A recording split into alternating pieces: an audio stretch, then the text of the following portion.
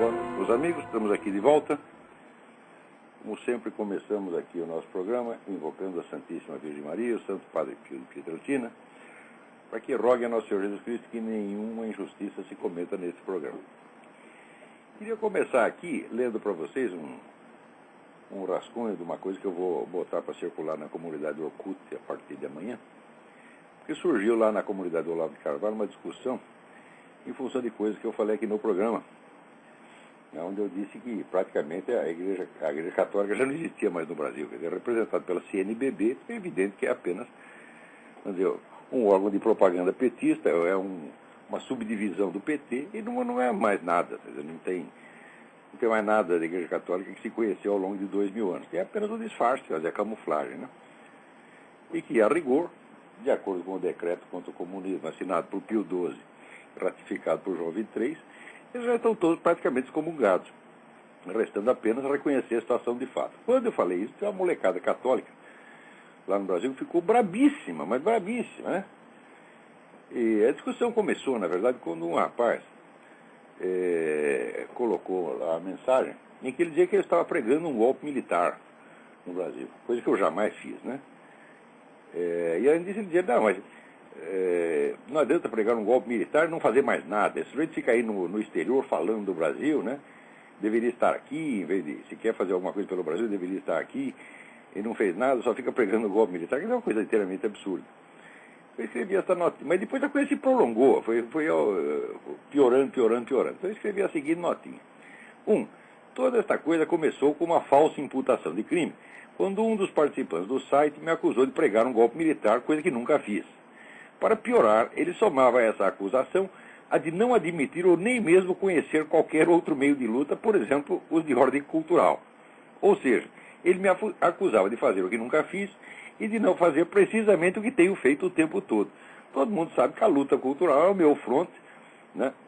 Já há 15 ou 20 anos, né? E de que eu não fiz nada aí, que estou só pregando o golpe militar do exterior. A coisa é tão absurda. Bem, depois ele se desculpou, mas nesse ínterim a história teve desdobramentos. De todas as ofensas que se podem fazer a um cidadão, a mais grave é precisamente a falsa imputação de crime, motivo pelo qual o Código Penal combina penas mais graves ao delito de calúnia do que os de mera difamação e injúria. Tendo sido falsamente acusado de crime, quer dizer, o crime de pregar a derrubada violenta das instituições, qualquer injúria que em retribuição eu lançasse ao ofensor e àqueles que o apoiavam, teria sido branda, em comparação com a calúnia sofrida. Pergunte a seus advogados e eles lhes explicarão que a injúria feita em revide a uma calúnia não é crime de maneira alguma. Curiosamente, a alta moralidade, o espírito de justiça e a alma cristã de muitos debatedores que participavam da discussão não se escandalizaram nem um pouco com a ofensa maior, aliás, pareceram nem mesmo reparar nela, mas ferveram de cólera santa ante o revide. Quer dizer, o sujeito pode me imputar um crime, tá certo? E eu não posso nem mesmo mandá-lo tomar no cu. Essa aqui é a verdade. Então, isso chama-se moralidade invertida, perda do senso de hierarquia de valores. Notem bem que em pessoas que se dizem cristãs, que frequentam a igreja, que dizem seguir os princípios da igreja católica, isso é extremamente grave, porque a primeira coisa, o elemento mais básico da religião cristã é, vamos dizer, a hierarquia dos princípios, a hierarquia dos mandamentos. Por isso é que tem, vamos dizer, o primeiro mandamento, o segundo mandamento, o terceiro, quer dizer, o primeiro mandamento é amar a Deus sobre todas as coisas. Isso implica a noção de hierarquia, quer dizer, sempre que você inverte, que você valoriza mais o secundário e menos o principal, você está atentando contra o primeiro mandamento. Então, o senso de hierarquia é inerente ao primeiro mandamento.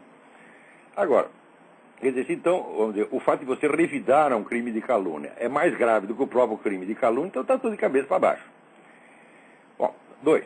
Em seguida, o sentido de uma frase minha, em si mesmo claro e inconfundível, foi totalmente falsificado para dar a impressão de que eu havia xingado de pedófilo um dos participantes da discussão. O que eu disse é o seguinte, é que existe muito entre os católicos esse, vamos dizer, estilo untuoso, estilo bom menino, né? Aqueles meninos todos cheios de talquinho na bunda, né? Nunca fala palavrão, bem comportadinho e tal, e que isso aí não devia iludir as pessoas, porque eu, quando eu era criança, eu conhecia um pedófilo, certo? Que tentou lá dar uns amassos em mim, eu não entendi nada, eu era muito inocente, idiota na época. E daí contei para o padre que ele deu um bolo desgraçado, o sujeito foi expelido ali da congregação mariana e tal. Mas eu demorei alguns anos para entender o que tinha se passado. Mas daí o rapaz que eu estava chamando de pedófilo.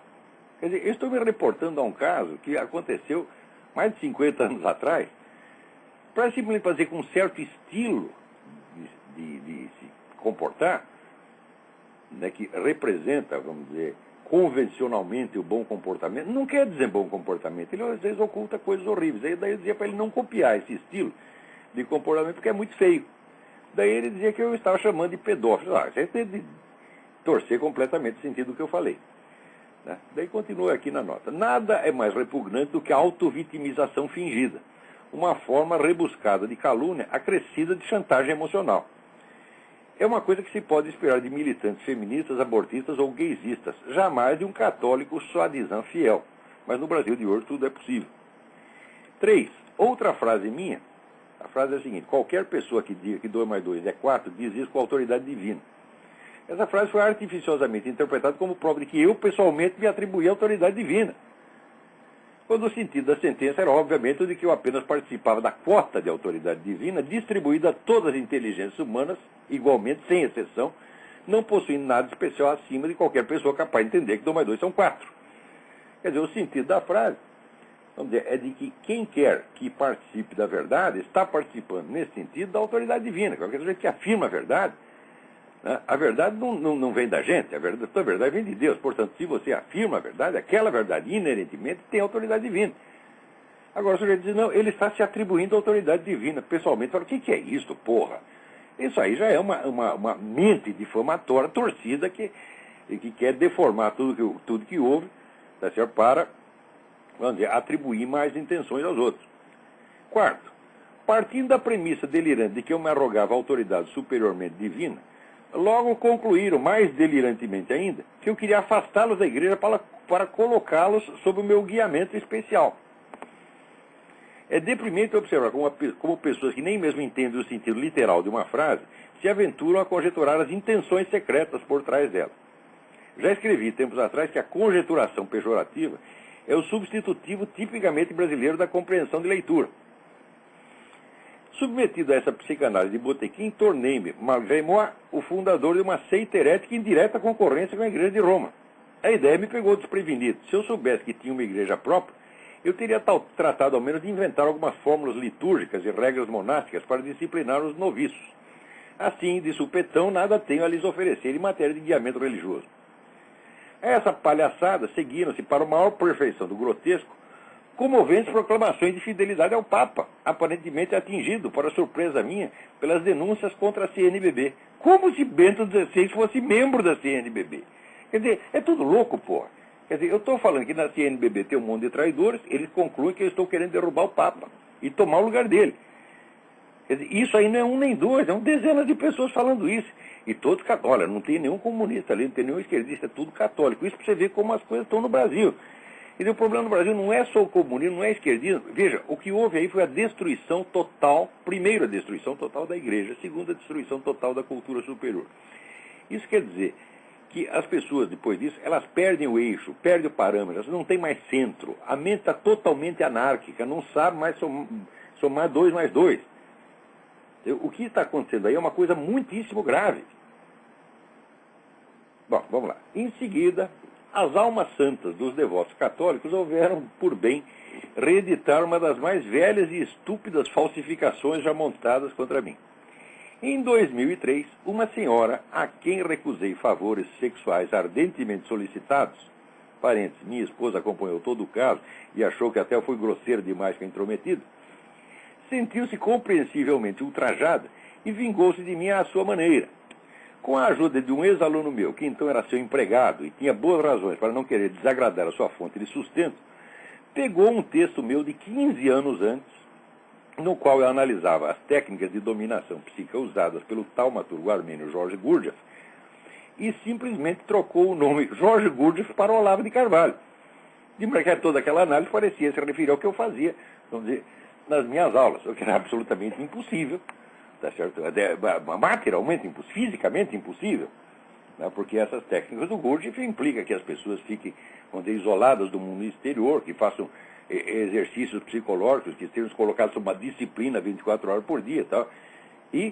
Mas quem lê, né, imagina que eu estou fazendo tudo isso. Quer dizer, seria impossível nas meras aulas expositivas que eu dou. Quer dizer, como é que você pode...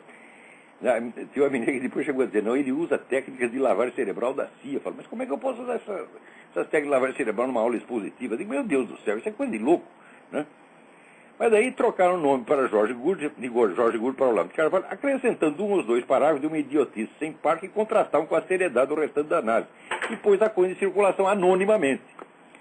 Esses parágrafos que eles acrescentaram, assim, dizia que eu não tomava banho, dizia que eu frequentava os puteiros, coisa de idiotice, né? Mas, embora essa parte contrastasse com o resto, a análise tinha um tom de seriedade, era uma análise científica, na verdade. Então parecia que alguém tinha feito uma análise muito séria dos procedimentos usados pelo Olavo de Carvalho nas suas aulas e estava denunciando aquilo, né? Agora, se fazer uma análise tão boa, por que fazê-la anonimamente, né? Bom, não precisei ser muito esperto para descobrir os autores da façanha, não só por depoimento de uma testemunha que se recusara a participar do engodo, mas porque eles se autodenunciaram canhestramente com as desculpas esfarrapadas que me ofereceram. Daí eu botar a frase do Dante, non ragionam di loro, ma guarda e passa. Quer dizer, não vamos conversar desse sujeito, mas olha e vamos em frente, né? Mas os camaradas se autodenunciaram, porque então logo eu pus na internet um aviso de que eu já sabia quem. Os dois me telefonaram, mais que depressa, não fui eu. Falei, quem está lhe perguntando se foi você? Então a coisa ficou óbvia, era justamente os dois que a testemunha tinha dito, foi fulano e fulano. Mas 5 minutos depois de eu botar o aviso na internet, telefonaram os dois para dizer isso aí. Ai, como tem palhaço aí. Bom, agora, o anonimato em si e independentemente do conteúdo do escrito é proibido pela Constituição Federal do Brasil. Somado ao uso indevido e não autorizado de um texto, configura infração de direito autoral. Com o conteúdo difamatório acrescido, tipifica um crime doloso cometido por motivo torpe. Mais torpe ainda do que o motivo era a afetação de altas razões morais que os desgraçados alegavam para justificar o crime. Quem tem altas razões morais para apresentar uma denúncia, escreve-a com suas próprias palavras e assina o que escreveu. Jamais recorre ao expediente sujo de maquiar um texto alheio para transformar em carta anônima contra o próprio autor do escrito. Como se esse velho episódio já não contivesse vileza o bastante, agora um dos cristãozinhos acima mencionado, um daqueles, né, Carola Santinho, que vive lá na igreja, queridinho do padre e tal, um desses resolveu redistribuir o texto anônimo e fazê-lo, por sua vez, anonimamente. Completando o ridículo, a namorada do referido, um pouco mais viril do que ele, mas não menos louca, passou a distribuir o texto em e-mails com o seu nome remetente. Quer dizer, não pôs no oculto, botou em lista de discussão e veio parar aqui na minha mão. Passou a distribuir o texto com o seu nome remetente, jurando que a coisa era um depoimento sincero de todos os alunos do Olavo de Carvalho, como se ela conhecesse algum, e como se pudesse haver uma voz sincera, por mínima que fosse, na macaqueação falsificação de um texto alheio, seguido da sua distribuição anônima. É crime em cima de crime, ignomínia em cima de ignomínia, vergonha em cima de vergonha, tudo em nome da fé cristã e da intocabilidade de suas excelências, os bispos da CNBB. Toda essa sequência de mensagens absurdas denota tanta confusão, tanta deformidade mental, tanta falta de senso da realidade e, sobretudo, tanta malícia pueril, mal disfarçada de zelo clerical, que eu só posso obter dela uma conclusão. Se os autores dessas mensagens são católicos brasileiros típicos, espero que não sejam, a religião católica está efetivamente destruída no Brasil. Mas, para coroar a pantomima, recebi ainda de um outro zelote a seguinte reprimenda, em tom mais que professoral, episcopal. Aspas. Ilustríssimo senhor Olavo, o senhor cometeu uma grave injustiça ao afirmar que o católico tem o grave defeito de ser submisso à hierarquia. A doutrina da igreja ensina o dever de desobediência, mesmo ao Santo Padre, quando este, fora do seu munus de ensinar, comete deslizes. Basta conhecer a vida da grande doutora Santa Catarina de Siena, que admoestava, ele escreveu Siena, mas é Siena, que admoestava o Santo Padre de joelhos, por respeito, mas apontando seus erros por justiça. Sugiro que confira a citação de doutores em www.passende.com.br. Espero que reflita sobre o seu erro. Fecha aspas. Muito bem, essa mensagem tem as seguintes encrencas. Primeiro, ser submisso à hierarquia não é defeito dos católicos, é seu dever estrito. 2. Não fiz nenhuma acusação aos católicos em geral, mas à média dos católicos brasileiros, ou até mesmo algum deles, quer dizer, a parte falante dos católicos brasileiros. 3. Não os acusei de ser submissos à hierarquia, mas a bispos notoriamente traidores, que não são a hierarquia. 4. Esses bispos não cometeram um deslize. Diremos que 4 décadas de traição contínua, pertinaz, obstinada e cínica são um deslize? Quem usa esse eufemismo comete, este sim, o pecado de ser mais submisso a pessoas que não merecem nem obediência nem respeito do que a doutrina da igreja. 5. A existência de uma regra não é prova de que todos a cumprem. Alegar que nenhum católico abusa da submissão indevida porque a doutrina inclui uma regra de desobediência resulta em dizer que no Brasil ninguém comete assassinatos porque eles são proibidos pelo Código Penal. Quer dizer, o raciocínio do sujeito fala, o senhor diz que os católicos fazem isso, mas eles não fazem isso, tanto que está aqui proibido pelo Código de Direito Canônico. Que besteira é essa? 6. A regra de desobediência deve ser lembrada não a mim, mas a meus detratores, porque sou eu quem a está cumprindo e são eles que a ignoram quando me acusam. Mais ainda, não a estou cumprindo nem contra o Papa, estou cumprindo contra meia dúzia de bispos de um país periférico situado, sabe, no cu do mundo. 7. Se eu estivesse criticando o Papa e criticando-o por um mero deslize, eu o faria com toda a solenidade e respeito com o que fez Santa Catarina. Mas o que estou denunciando são bispos e padres, e não o Papa. E o que denuncio neles é o monumental concurso de crimes, diante do qual todo o Brasil se cala. A minha linguagem é proporcional à gravidade do delito e ao meu escândalo de décadas e décadas diante do silêncio, da omissão e da covardia de milhões de católicos que confundem indevido respeito humano com a obediência devida à igreja. Não tenho de meditar erro nenhum, senhor doutor. O senhor tem de meditar 7 e explicar como conseguiu compactá-los num parágrafo tão curto, verdadeira obra-prima de confusão mental e desorientação moral. Amanhã eu colocarei isso no Orkut, talvez acrescente alguma coisa. Daí recebi uma outra mensagem aqui de um tal de Carlos Tamandaré, e-mail caltamandaré, C-A-R-L Tamandaré, @gmail.com, né? Reclamando do que eu falei. Sabe aquele rapaz que eu falei da calúnia, que dizia que eu estava querendo realizar um golpe militar? E daí ele sai aqui em defesa do rapaz e diz, essa mensagem é tão estúpida, tão idiota que não se trata de contestá-la, não vou aproveitando contestar, só vou lê-la aqui, comentar uns pedacinhos, porque ela é altamente significativa do próprio fenômeno, vamos dizer, da inversão revolucionária.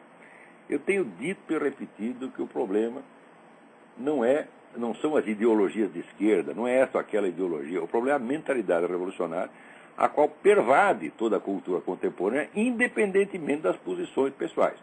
E aqui temos a mensagem de um católico, conservador, direitista, que é, assim, vamos dizer, um exemplo integral de como a mentalidade revolucionária, que é a inversão das relações de tempo, da ordem do tempo, inversão das relações sujeito-objeto, inversão de verdade e erro, etc., etc., entrou já na cabeça de todo mundo, infectou até católico que acha que é conservador. Vou dar um exemplo, mas um exemplo aqui é tão óbvio, tão patente, né?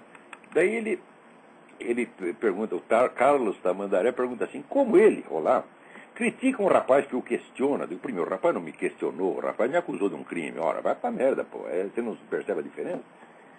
Né? E como ele pensa que o rapaz não fez nada, nem um décimo do que ele fez? Eu digo, olha, quem disse que eu não fiz nada foi ele, tá certo? Foi ele que disse que eu só ficava pregando o golpe militar e não fazia nada, tá certo? E daí eu digo, olha, eu já fiz alguma coisa e você, o que fez? Não fez nada. Daí pergunta, prossegue ele aqui, ele não conhece o rapaz para eu julgando assim.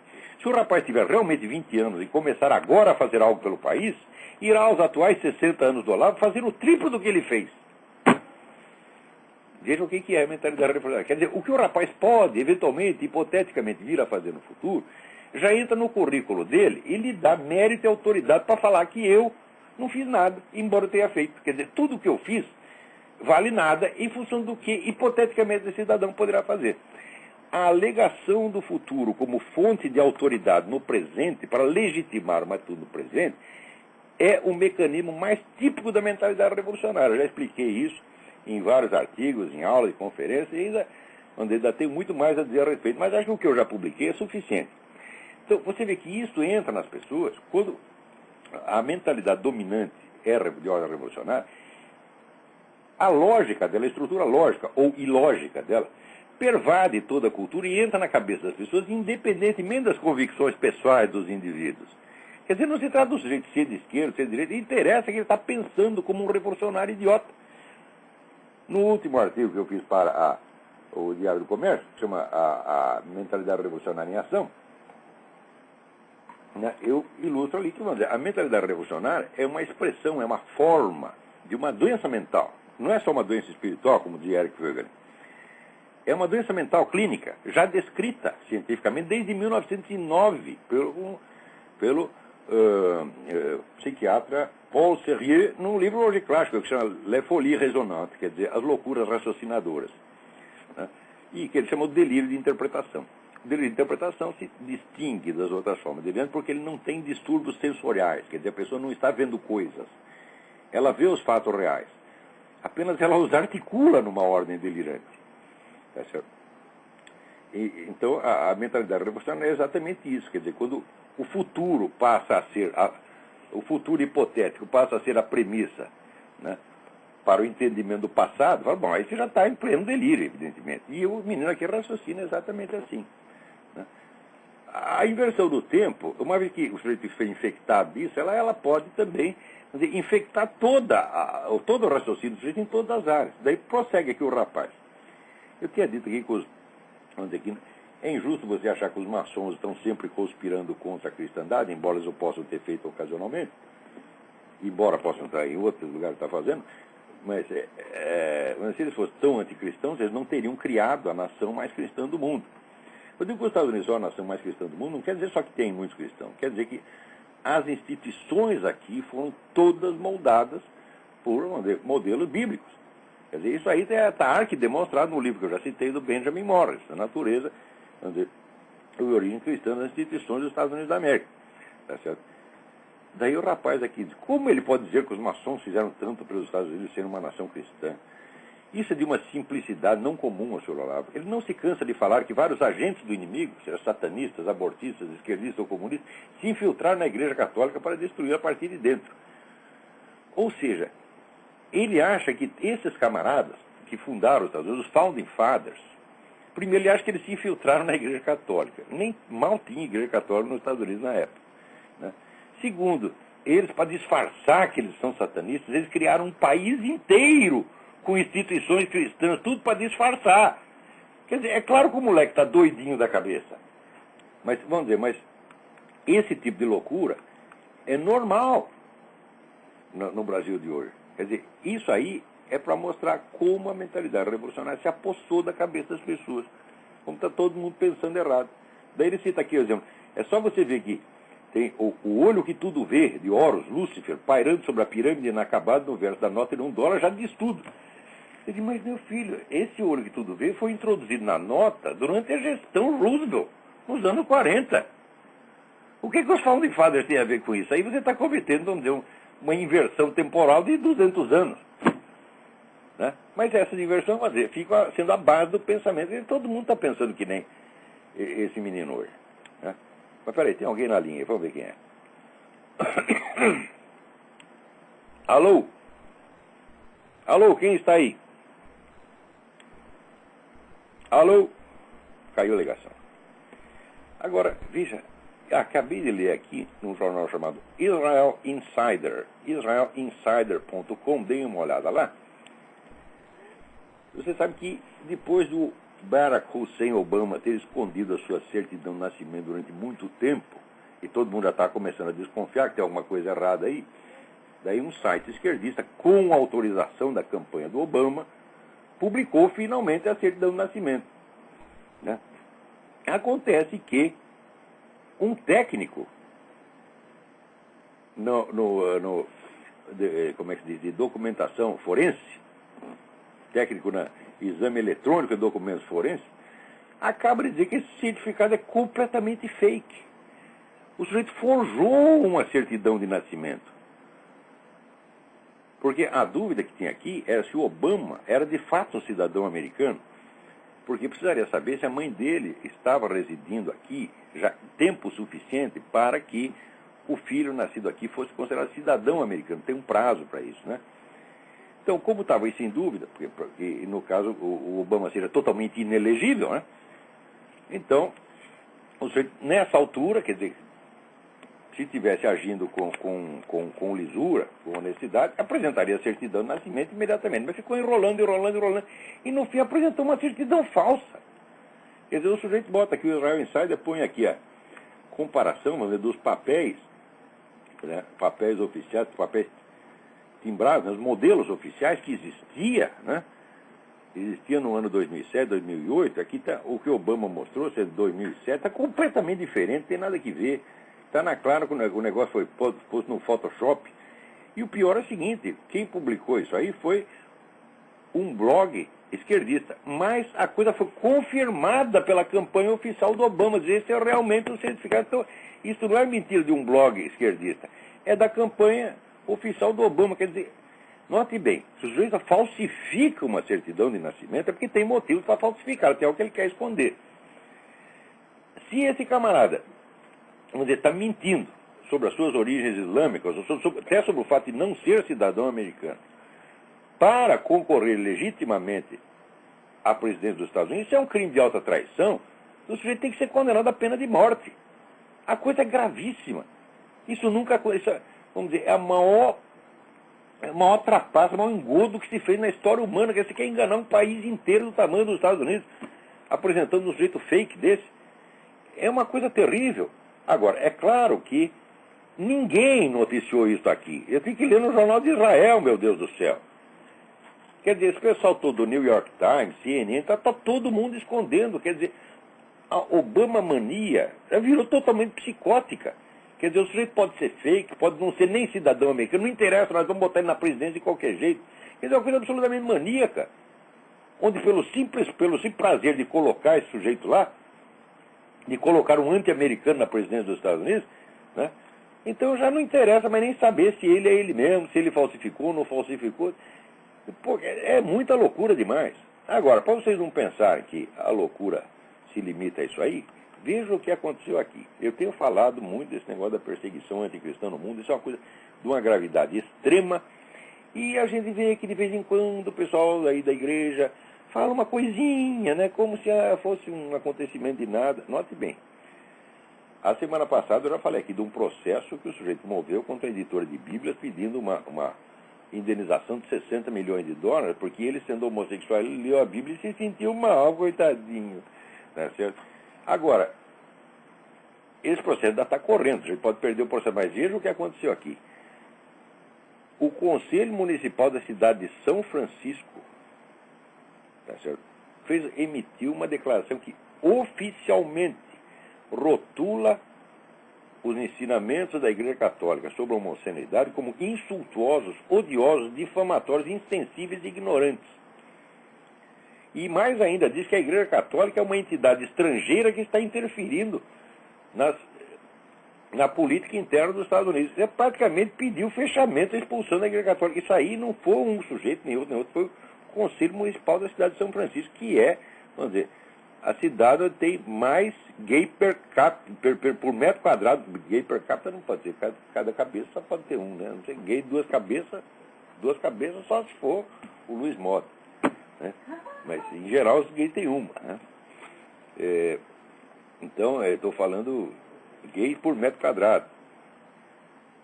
E assim vai. Quer dizer, essa mobilização anticristã, especialmente anticatólica, é uma coisa organizada, muitíssimo bem subsidiada. Isso é uma coisa que ainda vai causar muito sofrimento, causar horrores indescritíveis.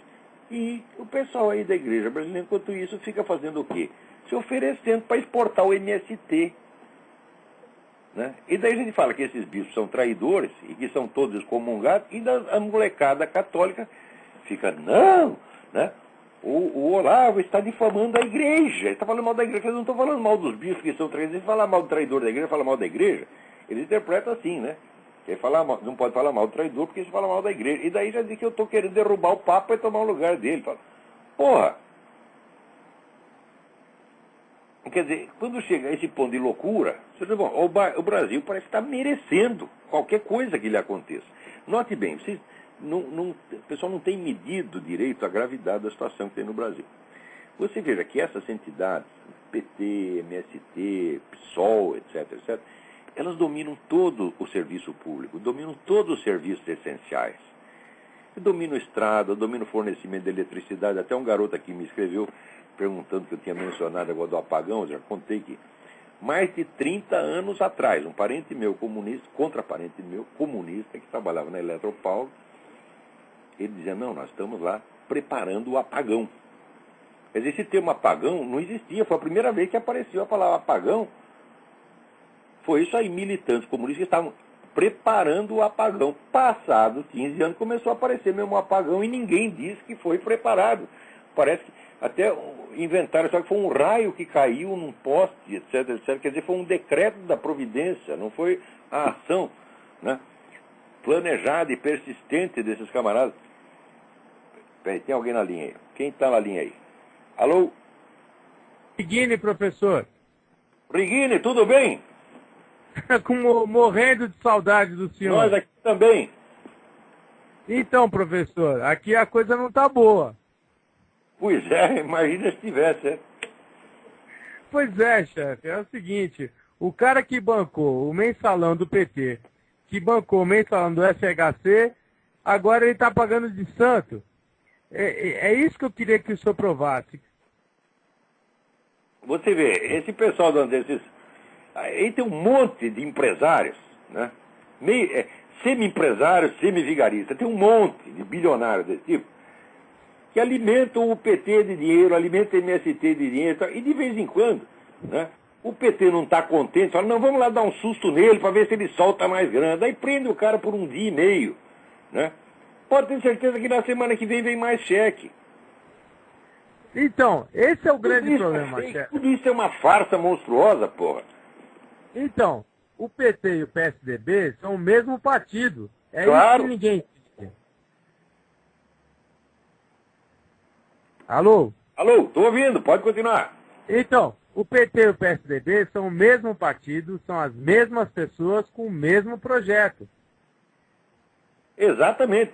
Mas tudo aí na América Latina está sendo feito assim. Por exemplo, o pessoal tem uma...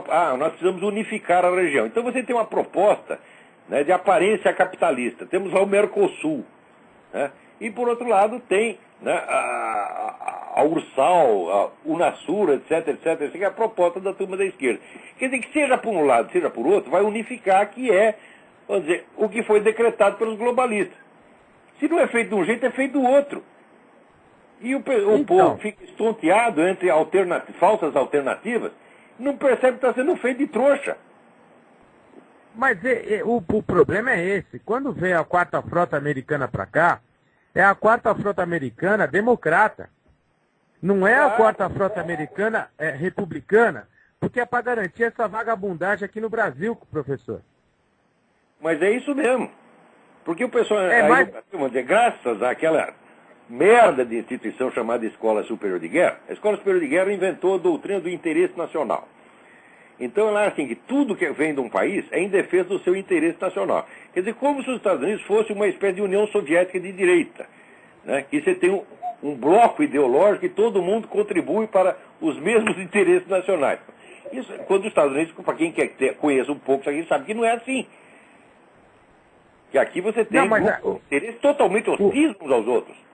Né? Mas esse é o grande problema. O que eu digo para o senhor é o seguinte, é a diferença entre ser nacionalista, amar o Brasil e ser nacionalisteiro. Entendeu? O que eles chamam de nacionalismo aí é ser apenas anti-americano e entregar tudo para a ONU. O nacionalismo deles é entregar a reserva Raposa do Sol, né, tem 200 republiquetas indígenas que vão sair. Olha, o Brasil já está dividido assim. Aproximadamente 5% do território tem proprietários estrangeiros. Mais 10% pertence ao MST. Mais 12% pertence às repúblicas indígenas. Mais 20 e pouco por cento pertence aos quilombolas. Mas pelo menos 10% está ocupado pelos narcotraficantes, Farc, etc. Então, o que sobra para nós? Já levaram tudo, porra. E é isso que eles chamam de nacionalismo no Brasil. É entregar tudo. Mas é o que o senhor tem que dizer para os americanos, é isso que vai acontecer com eles. Porque o Brasil está sendo hoje... O Brasil está sendo hoje um laboratório de experiência da ONU. Você vê, aqui tem muito mais gente trabalhando para a ONU do que para os Estados Unidos. O Obama, o que é? O Obama é um agente do George Soros, dos Rockefeller, etc. E é o que quer fazer a comunidade norte-americana acabar com os Estados Unidos, dissolver as fronteiras com o México e o Canadá, fazer uma merda só. Quebrar totalmente a soberania nacional americana. Agora, se quebrar a soberania nacional americana, você acha que a nossa sobrevive? Ó, faz-me rir, porra.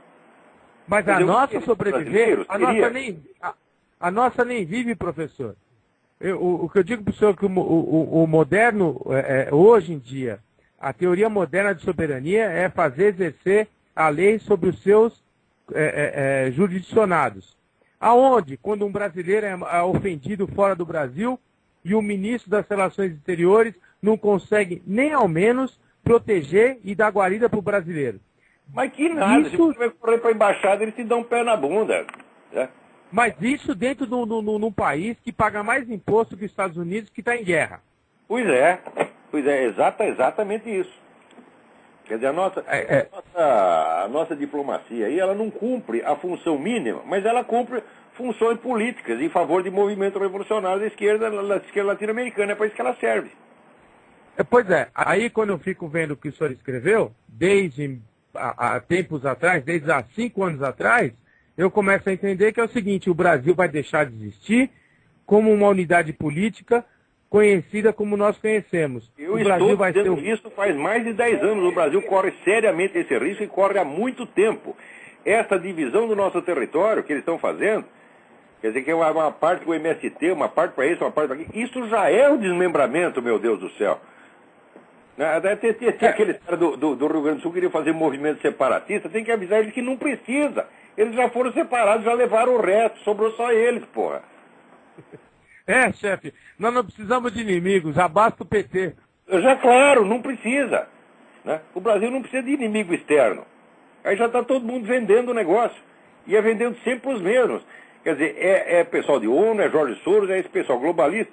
E eles ficam descendo o cacete nos Estados Unidos, que está sendo estrangulado pelo mesmo movimento. É uma coisa de um cinismo absurdo. O que a gente esse movimento de falsificação que elegeu o Obama é por causa disso. Estão tão loucos para eleger o Obama porque o Obama é o agente desse negócio. Você vê, o Obama é a favor, por exemplo, ele propôs aqui, num discurso, criar uma Força Civil de Segurança Nacional, como Lula, que teria um orçamento do tamanho do orçamento das 3 Forças Armadas somadas. Quer dizer, isso é uma ditadura filha da puta que o cara quer criar, porra. Agora, só que esse trecho do discurso dele, como o pessoal viu que ia pegar mal, não saiu na mídia. Ele vai lá, fala o negócio e os caras... Não, agora o Obama falou um negócio que pode queimar ele, então não vamos botar. Quer dizer, esse pessoal tudo é comitê eleitoral do Obama. Mas não se preocupa, professor, porque os democratas americanos, eles estão aqui para eleger o Serra e o governador do Rio de Janeiro. Pois é, mas tem que para eleger o Serra ou eleger o Lula, pô. Aquela eleição de 2002 já foi uma palhaçada. Era tudo combinadinho entre si. Mas é isso que eu falo para o senhor. Quando o Lula falou do 3º mandato, não era para a nação brasileira. Era para os 3 grupos que estavam brigando, do Zé Dirceu, da Dilma Rousseff e do Tarso Genro. Não era para a nação brasileira. Claro, cada Ele um falou, tem um mandato para cada um, né? Exatamente. Porque ele falou assim, ou vocês param de brigar e me sacanear, entendeu? Ou eu vou para o 3º mandato. É isso mesmo. Chefe. É o Brasil. É o Brasil. Mas a gente pode fazer melhor, graças ao senhor e os seus amigos, viu? Se Deus quiser. Vamos ver o que dá para fazer, né? Nós estamos aqui morrendo por causa do senhor. Porque o pessoal está votando no Senado um negócio, se você ler um versículo da Bíblia que fala contra o homossexualismo, tu pega 5 anos de cadeia. Isso está sendo... a lei que já passou na Câmara. Isso foi aprovado unanimemente. Mas não tem problema, professor. E dizem que não tem um movimento anticristão internacional, não tem perseguição anticristã. Quer dizer, são versículos da Bíblia. Claro que a Bíblia vai ser proibida. Essa é a coisa mais professor. brutal que já aconteceu na história humana. As duas únicas coisas que me valeram a pena ser advogado: defender o coronel Ulísses Maciel, defender os meus amigos e defender as minhas convicções cristãs. Do resto, não me valeu para nada. Bom, então já valeu para alguma coisa, é? Pelo menos para alguma coisa, né? Mas é isso aí. Mas tem gente na fila que não arma. Estamos morrendo de saudade do senhor, viu? Um abraço para o senhor, para a Roxane e um abraço para todo mundo aí. Obrigado, obrigado. Você também, a sua família toda. Deus te abençoe. A você também. Quem está na linha aí? Alô? Alô? Alô? Alô? Caiu a ligação. Mas olha, é coisa que na mesma semana que tem esse negócio do projeto de lei que vai dar 5 anos de cadeia para quem falar contra o homossexualismo, quer dizer, você falar contra o cristianismo pode. Você pode xingar Jesus Cristo, a Virgem Maria, você pode falar mal da fé dos outros, embora tenha uma lei que chama ultraje a culto. O ultraje a culto é norma no Brasil. Ele, ao mesmo tempo, é proibido pelo Código Penal, mas é norma instituída pelo governo federal. Pode xingar quando quiser. Tá certo? Agora, falar mal do homossexual, não. Falar do homossexualismo, não. Isso significa o seguinte, significa que os hábitos sexuais do seu fulano, dona fulana, se tornam mais dignos de respeito, tá certo, do que a devoção religiosa e 2000 anos de cultura religiosa. Ora, você diz, nós só queremos que nos respeite. Eu digo, pera um pouquinho, você quer que respeite exatamente o quê? Vamos supor, me aparece lá na parada gay, aparece um sujeito gordo, careca, vestido de Carmen Miranda, tá certo? Abraçado num negão, tá certo? Que por sua vez, né, está vestido de Sharon Stone. Né? Eu não posso rir, porque isso é falta de respeito. Quer dizer, eles pegam o grotesco e exibem na sua cara e dizem, queremos respeito, queremos respeito. Isso aí, tá certo? É simulação contraditória. Quer dizer, o sujeito provoca o riso e o proíbe ao mesmo tempo. Ou ele provoca o escândalo e o proíbe ao mesmo tempo. Isso é uma coisa, uma perfídia psicológica tão imensa. Tá certo? Vocês já viram o discurso de Adolf Hitler? Adolf Hitler estudou para fazer isso. Quer dizer, ele fazia um discurso com uma gesticulação grotesca e você tinha vontade de rir. Mas o conteúdo verbal do discurso era ameaçador e terrível. Então você ficava naquela coisa dupla. Você não sabia se ria ou se ficava com medo. Isso, ele não fez isso por acaso, ele estudou para fazer isso. Isso é uma técnica, meu Deus do céu. E essa turma de movimento gay está usando isso com vocês o tempo todo. Tá certo? E as pessoas ainda ficam discutindo o homossexualismo em si. Eu falo, mas não faz o menor sentido, porque você lutar contra o homossexualismo é tempo perdido. O homossexualismo existe desde que o mundo é mundo, está entendendo? Né? Isso não vai acabar tão fácil. Agora, este tipo de movimento e o uso desse tipo de técnica é uma coisa nova, começou outro dia e pode acabar. Como acabar? Nós temos que criminalizar isso aí. Nós temos que criminalizar a mentalidade revolucionária, nós temos que fazer com que, vamos dizer, a alegação do futuro como fonte de autoridade no presente se torne crime. Ninguém pode fazer isso. Nós temos que lutar para que isso seja excluído do rol das condutas, vamos dizer, políticas e culturais decentes. Nós temos que mostrar que isso é uma doença mental e que essa doença mental ela é contagiosa porque ela se propaga através da estrutura da linguagem, através de meios culturais e incapacita as pessoas, torna as pessoas idiotas. De maneira que aquilo que um fez por malícia e segundo um plano, o outro faz por mera macaqueação e acaba ficando igualzinho ao primeiro. Quer dizer, ele já nem sabe mais o que está fazendo. Mas a coisa continua funcionando. Então, no momento em que veja, essa lei criminaliza, veja que coisa interessante, essa lei criminaliza qualquer resistência que você ofereça à expressão de, aspas, afeição homossexual em lugares públicos ou privados. Isto quer dizer, meus amigos, se tiver um sujeito trepando com o outro, você não pode impedir. Se entra dois camaradas desses numa sinagoga, numa igreja, ou numa mesquita, tá entendendo? E fica lá um enfiando o dedo no cu do outro, você não pode reclamar, você vai ser preso. Se aparece lá o seu Luiz Moto com abacaxi na cabeça, vestido de Carmen Miranda, você não pode impedir que ele faça isso. Ele tem que ser... O cara se veste como se fosse para o baile gay do Scala e entra numa igreja. que ele está sabendo que isso é feito para ofender, para escandalizar, para machucar, ferir os sentimentos dos outros, ele vai poder ferir o seu sentimento e você não vai poder reclamar. Se você reclamar, você vai para a cana. Eu digo, meu Deus do céu, o que este tipo de perversidade mental tem a ver com a conduta sexual? Isso não é uma conduta sexual, isso é uma conduta política perigosíssima. Você está entendendo? Não é a questão de você discutir homossexualismo, meu Deus do céu. O cara pode perfeitamente ser homossexual sem querer nos pôr na cadeia. O senhor pode querer ser homossexual sem querer impor condutas grotescas e exigir que elas sejam respeitadas. A questão não tem absolutamente nada a ver com homossexualismo, assim como o feminismo não tem nada a ver com mulheres. E as cotas raciais não tem nada a ver com raça. Com os direitos dos negros não tem nada que ver. Assim como esse negócio da república indígena não tem nada a ver com os direitos dos índios. Quer dizer, vocês parem de discutir as falsas questões, porque vocês se colocam, vamos dizer, às vezes, em posições indefensáveis. Né? Por exemplo, a gente fica bravo com o movimento gay, então ele quer, por sua vez, criminalizar a homossexualidade. Eu digo, mas então ficou louco você também, porra. Quer dizer, você se deixou contaminar pela loucura do outro. Tá certo? E você está reagindo na base, vamos dizer, do puro escândalo, e está fazendo papel de palhaço.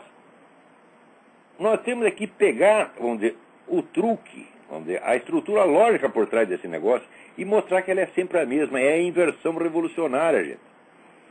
E a inversão revolucionária é calculada para destruir psicologicamente as pessoas, mediante a estimulação contraditória, mediante a imposição do absurdo, colocando cada pessoa naquela situação falar o Groucho Marx. Afinal, você vai acreditar em mim ou nos seus próprios olhos? Quer dizer, você é obrigado a negar o que você está vendo só porque o seu fulano disse que é proibido falar daquilo. Quer dizer, isso aí é massacre psicológico, é uma coisa de uma violência mental nazista, porra. Agora, as pessoas ficam dizendo, não, é imoralidade, não sei o que. Eu digo, olha, a imoralidade perto disso é moral. Ora, mesmo o seu Luiz Motta disse que transou com 500 homens. Eu não acredito. Olha pra cara dele, vê se alguém vai... Tem tanto homem querendo passar essa vergonha no Brasil, entendeu? Por mais gay que o nego seja, vai escolher alguém mais atraente, pô. Né? Mas mesmo que ele tivesse transado com 5 mil, ele transar com 5 mil é menos grave do que eles fazerem isto. Usar essas técnicas. Porque se ele transar com 5 mil, muito bem, ele pode pegar uma hemorroida, pode pegar a AIDS, tá certo? Mas não está nos destruindo, está se destruindo a si mesmo apenas. Agora, esta coisa de exigir respeito a condutas grotescas, quer dizer, eles querem o direito de nos ofender o tempo todo, nos ofender, nos humilhar, e fica proibido reagir. Não estamos discutindo aqui homossexualidade, estamos discutindo uma prepotência monstruosa, criminosa, psicopática. É disso que nós estamos falando. Quer dizer, eu não vou abrir minha boca para sair aí falando de condutas sexuais, porque senão eu tenho que fazer uma campanha contra o homossexualismo, contra o sadismo, contra o masoquismo, contra o fetichismo, contra a coprofilia, etc. Isso aí não vai acabar tão cedo. A cabeça humana, só sai merda da cabeça humana. Então, os caras inventam, o número de perversões sexuais que os caras inventam é ilimitado. Cada um tem a sua, você está entendendo? Então, isso aí não dá, isso aí é perda de tempo. Né? Além disso, ninguém jamais abandonou uma perversão sexual qualquer porque alguém falou contra. Você está abandonando a perversão sexual quando ele está melhor de cabeça, quando está mais equilibrado, está mais saudável. Então, daí ele esquece aquela porcaria e passa a pensar em outra coisa. Né? É só assim. Agora, você combater o cara, ele vai ficar mais pervertido ainda. Quer dizer, vai falar mal do masoquismo para o masoquista, aí é que ele vai querer apanhar mais. Você está entendendo? Não vai dar. Tá, né? E esse pessoal, né, homossexual, quanto mais você falar contra o homossexual, mais viados eles vão ficar. Tá entendendo? Só de birra. Então, isso aí não adianta, isso aí perde tempo. Agora, a estratégia psicológica que eles estão usando é monstruosa. Não interessa se for usado para defender a homossexualidade, ou para defender cotas raciais, ou para defender... A estratégia é sempre a mesma. E ela é monstruosa em si. E é a estratégia de criminalizar condutas banais humanas. Tá certo? E tornar respeitáveis, obrigatórias, condutas absolutamente psicóticas. É disso que se trata, gente. Isso aí, configura já uma crise de proporções antropológicas. Isso é uma crise da inteligência humana, isso é uma crise da percepção humana. E isso tudo está sendo induzido, está sendo criado por engenheiros comportamentais, por gente que sabe o que está fazendo, que sabe o efeito danoso, o efeito trágico que isso terá sobre a humanidade. Isso foi inventado por inimigos da espécie humana. Essas condutas, uma delas, têm que ser banidas. Tá certo? Não é a conduta sexual do cara, tá certo? Não é conduta sexual, qualquer conduta sexual, sadomasoquismo perto disso, é brincadeira de criança. Quer dizer, o nego vai lá no cuecão de couro, que nem o Michel Foucault, dá escotada, leva escotada, blá, blá, blá. Tudo isso, perto dessa maldade psicológica, perto desse sadismo psicológico, é até carinho, meu Deus do céu, você está entendendo? Quer dizer, chicotada perto disso é manifestação de afeto. Quer dizer, vocês estão sendo humilhados, cuspidos, manipulados, vocês estão sendo tratados como bicho, estão manipulando vocês como, sabe, treinador de cachorro no circo, trata o cachorro. É isso que eles estão fazendo com vocês, porra. Será que não percebe, não? É coisa muito grave. A reação a isso tem que ser feita, vamos dizer, com a veemência e com a violência que merece.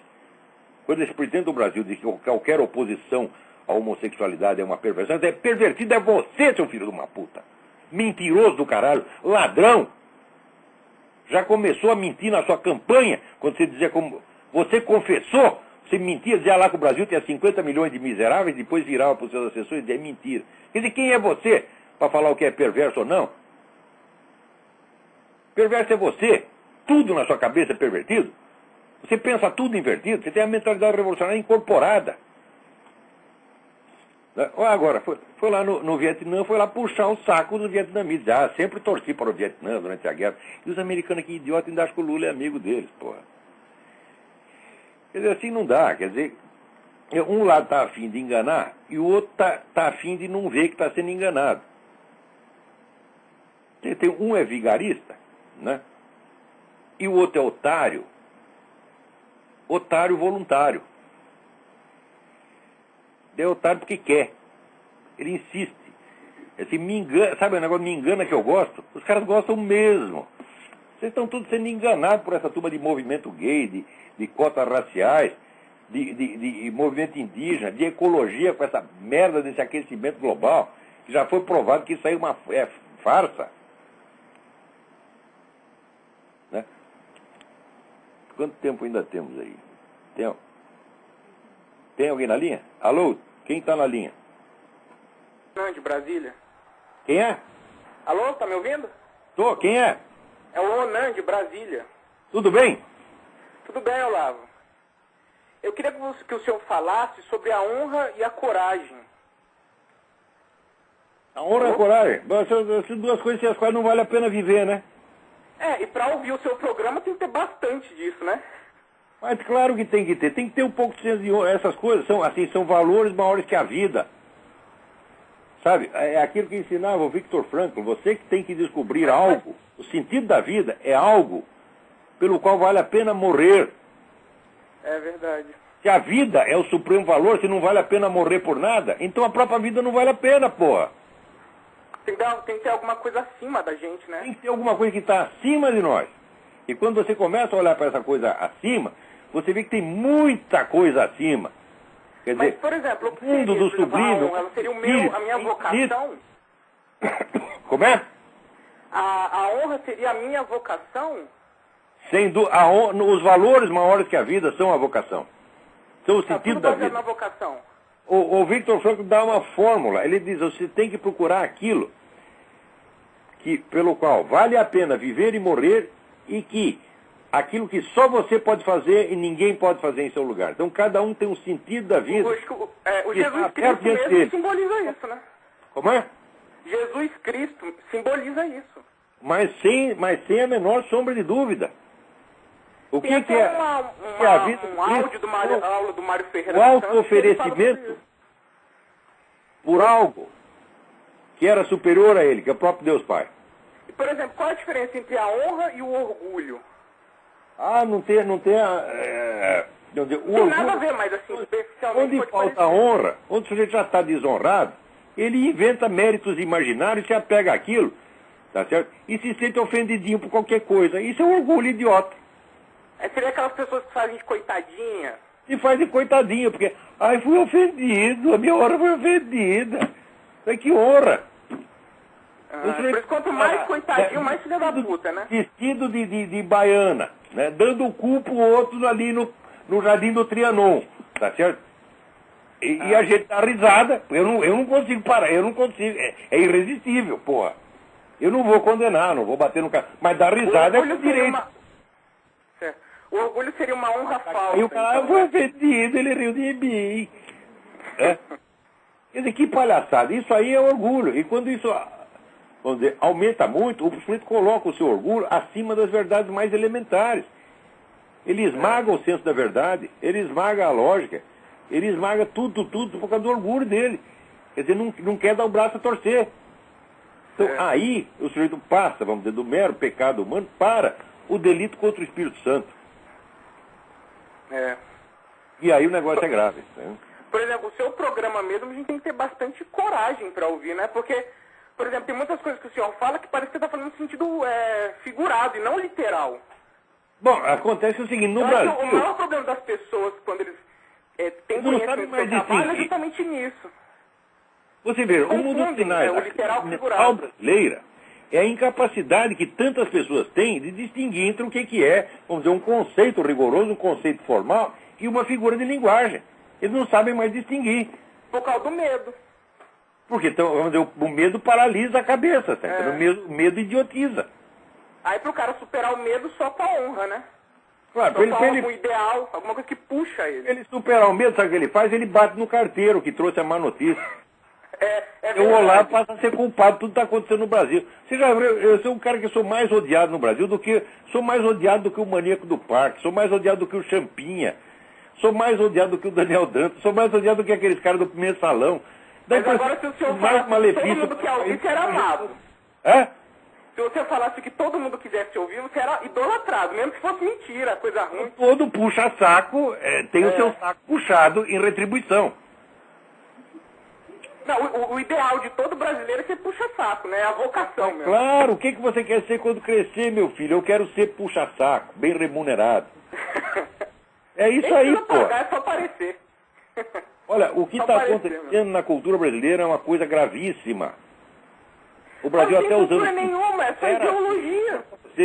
Que não era assim, até os anos 50 e 60. Era um país completamente diferente, era um negócio normal. Agora não, agora... Olavo, peraí, uma coisa que eu sinto aqui no ambiente brasileiro é que ele meio que me deixa um pouco mais burro, ele me emburrece.